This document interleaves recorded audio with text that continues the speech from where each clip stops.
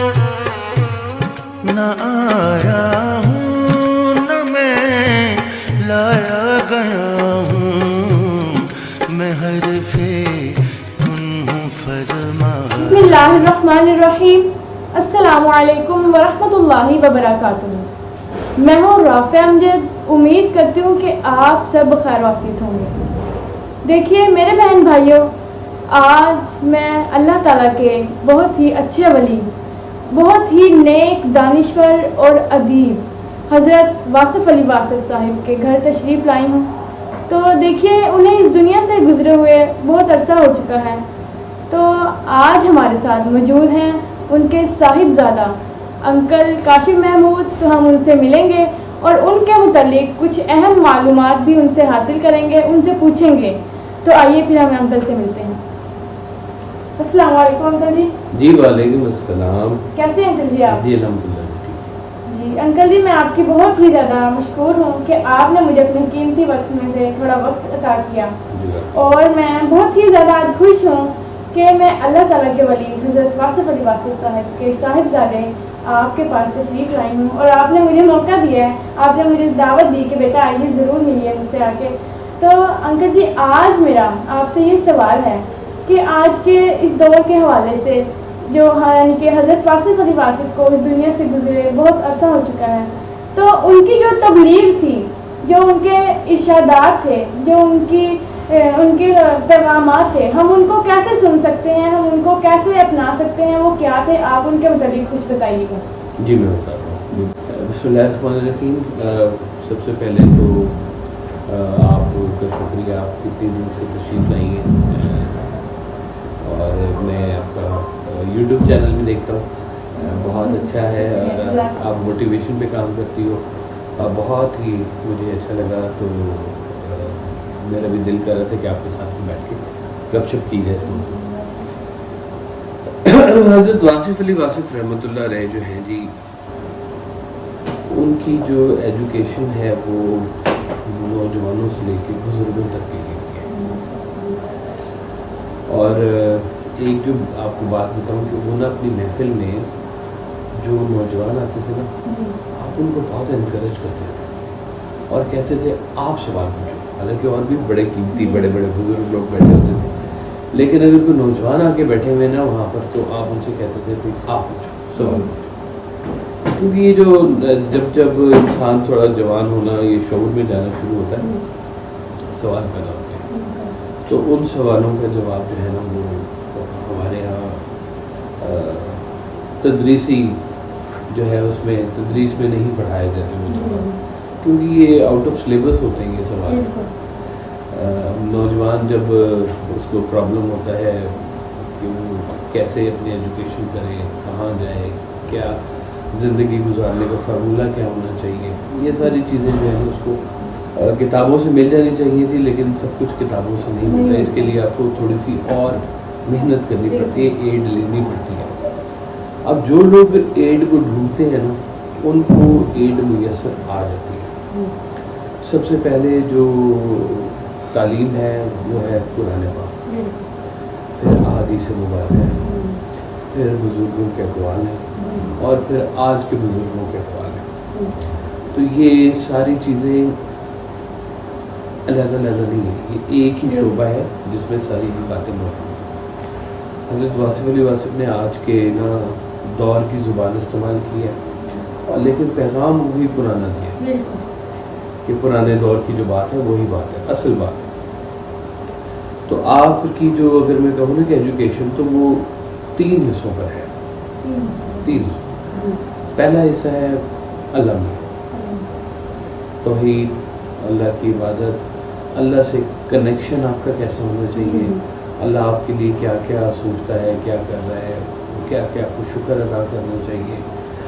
کیسے اللہ سے مدد مانگنی چاہیے، دعا کیسے کرنی چاہیے، کن موقعوں پہ کیا دعا کرنی چاہیے، یہ آپ کا جو بھی اللہ کے ساتھ ایک کنیکشن ہوتا ہے نا، یہ ایک شعبہ بہت بڑا شعبہ ہے وہ آپ نے بتایا۔ دوسرا شعبہ جو آپ نے بتایا وہ ہے محبت سرکار معلوم صلی اللہ علیہ وسلم، کہ درود شریف پڑھنا چاہیے، ہم حال پڑھتے رہنا چاہیے، جو سرکار دولت نے جو باتیں کی ہیں ان کو زندگی میں عمل کرنا چاہیے اور ان سے محبت کے ساتھ یہ سارے اعمال کو کرنا چاہیے، محبت سے ساری چیزوں کو دیکھنا چاہیے، وہ جو کام کرتے تھے وہ کرنا چاہیے۔ آپ بچوں پہ شفقت فرماتے تھے تو بچوں کو شفقت فرمانی چاہیے، آپ جانوروں سے بھی پیار کرتے تھے تو جانوروں سے پیار کرنا چاہیے، آپ دن میں 70 مرتبہ غلام کو معاف کرتے تھے تو آج ہمیں بھی لوگوں کو معافی دینی چاہیے، وعدہ خلافی نہیں کرنی چاہیے، ایمان پہ رہنا چاہیے، اس طرح کی جو آپ کی باتیں ہیں وہ ساری اس حوالے سے۔ اب یہ ایک بہت بڑا شعبہ ہے تو یہ دوسرا حصہ بن گیا۔ تیسرا حصہ جو پھر آپ نے بتایا وہ بتایا انسان کا انسان سے تعلق، کہ انسان کو کیسے گنجائش دے۔ ہم لوگ اتنے فرقوں میں، اتنی نمازوں میں، اتنی چیزوں میں جہاں گرفتار ہوئے ہیں، وہاں پہ ہم مسلمان سے کیسے ڈیل کریں، غریبوں کی کیسے مدد کریں، سوالیہ ہے اس کے جواب کیسے دینا چاہیے، بڑھ کے مدد کرنی چاہیے، معاف کرنا چاہیے، تعلقات اچھے رکھنے چاہیے، اور اس حوالے سے بھی دیکھنا چاہیے کہ اس انسان کو بھی اللہ نے بنایا اور مجھے بھی اللہ نے بنایا، تو یہ بڑی قیمتی بات ہوتی ہے کہ اس انسانوں کی دنیا میں رہنا کیسے ہے، انسانوں سے تعلق کیسا رکھنا ہے۔ یہ 3 شعبے جو ہے نا جذبات سے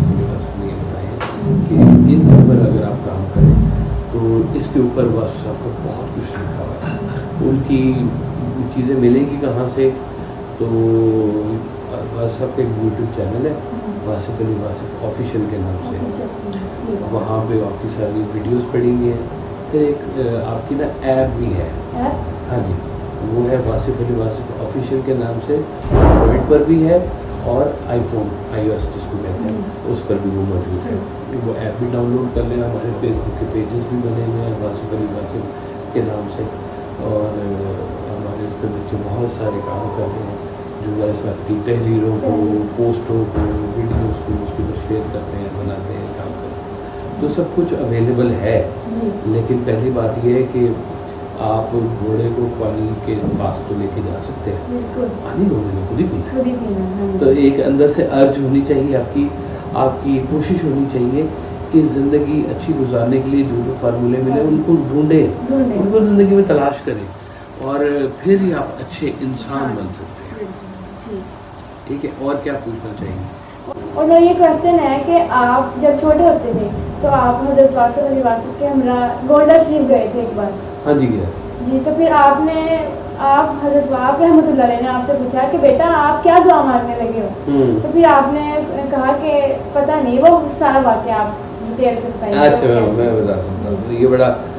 قیمتی واقعہ میں نے اپنی کسی ویڈیو میں یہ بتایا تھا۔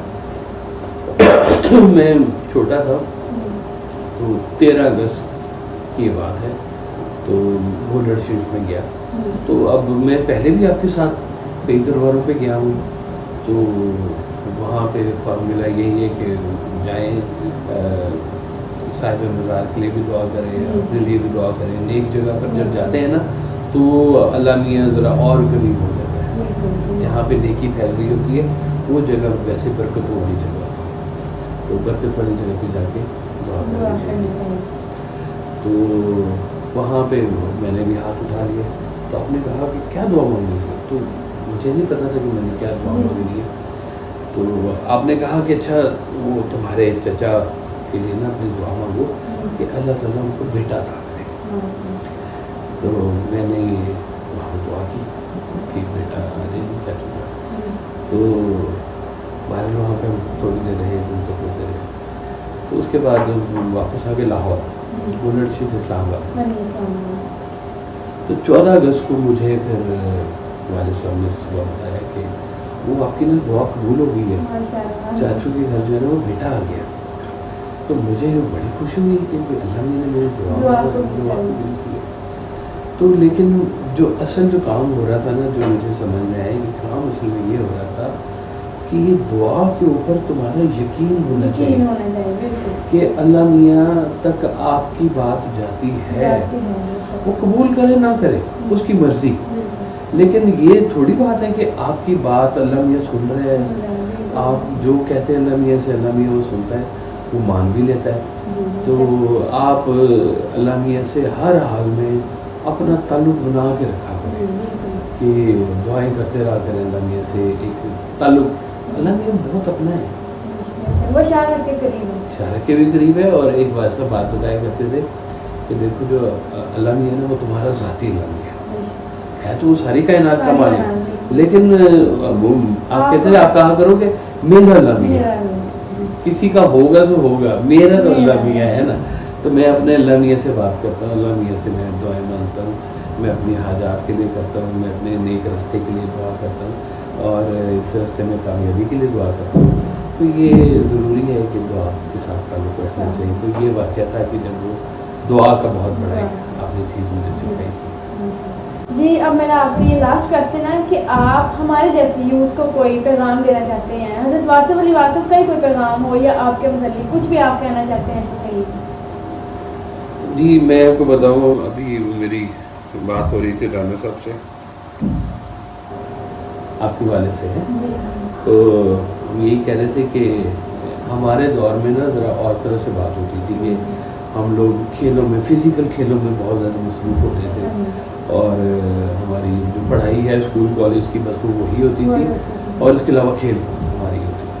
अब लेकिन ना दौर बहुत बदल गया और इस दौर में सोशल मीडिया, टीवी चैनल्स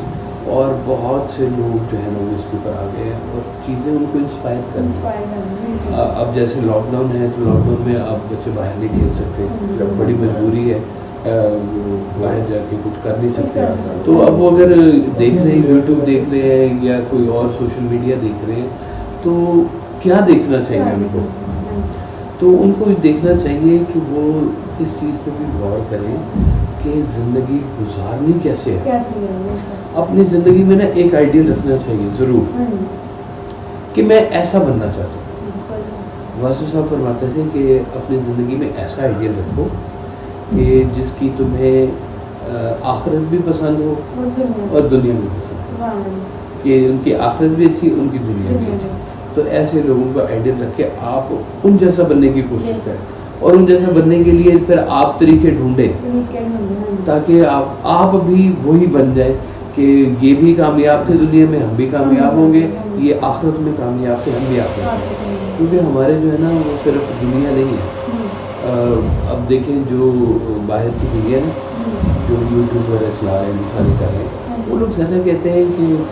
पैसे पे फोकस करें कि how to make money, how to be a billionaire, successful life, वो सारी इन चीज़ों को कहते हैं कि जिसमें पैसा पैसा पैसा और इसके अलावा कुछ भी नहीं होता। हालांकि मैंने ये देखा है कि पैसे का जो सफ़र है वो सफ़र बड़ा ख़तरनाक है। उसमें लोगों को तकलीफ़ दे के भी पैसा लेते हैं। वो कहते हैं ना कि everything is fair in love and war, तो लेकिन ऐसा है नहीं। हमारे मज़हब में हम उसको कामयाब कहते हैं जिसको दुनिया जिसके जाने के बाद दुआएं करें। ये अच्छा आदमी था, ये अच्छे लोग थे, है ना जी। आज आप वासिफ़ साहब के घर पे आई है ना, तो वासिफ़ साहब की ये दुनिया उन्होंने ये कमाई है कि लोग उनके बाद भी उनके लिए दुआएं करते हैं, उनको याद करते हैं, उनको पढ़ते हैं, उनसे सीखते हैं आज भी। तो ऐसे लोगों को ज़िंदगी में अपना टारगेट बना के उनको फॉलो करें कि उन्होंने ज़िंदगी कैसे गुजारी, और आप भी ज़िंदगी में ऐसा कोई ज़रूर बंदा रखें, बंदी रखें कि जिनके बारे में आप कहें कि मैं ऐसी बनना चाहती हूँ। तो बस वैसा आप बनने के लिए कोशिश करें और ऐसे लोगों को फॉलो करें कि जिनकी दुनिया भी अच्छी है और आखिरत भी अच्छी है। बहुत शुक्रिया जी। बहुत वतन प्यारे वतन।